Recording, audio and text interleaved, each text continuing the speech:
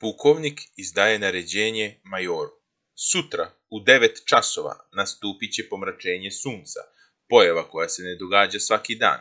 Naredit ćete da se vojnici postroje u krugu kasarne, odeća svakodnevna. Prilikom posmatranja te zanimljive prirodne pojave, objašnjenja ću davati ja lično. U slučaju padavina ili loše vidljivosti, vojnike smestite u gimnastičarsku salu. Major izdaje naređenje kapetanu.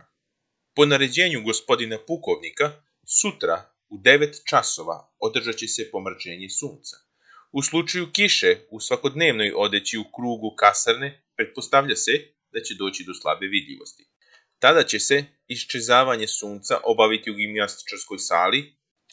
Tako nešto se ne događa svaki dan. Kapetan izdaje naređenje poručniku.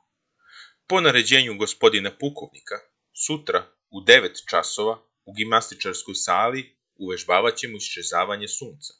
Odeća svakodnevno. Da li će padati kiša ili neće, odlučit će gospodin pukovnik. Tako nešto se ne događa svaki dan. Poručnik izdaje naređenje vodniku. Kada sutra u gimnastičarskoj sali počne da pada kiša, a tako nešto se ne događa svaki dan, naš pukovnik će iščeznuti u 9 časova u svojoj svakodnevnoj odeći. Vodnik izdaje naređenje vojnicima. Vojnici, sutra treba da iščezne naš pukovnik. Tako nešto se ne događa svaki dan. Ako su vam se svideli naši vicevi, lajkujte ovaj video i zapratite kanal za još viceva.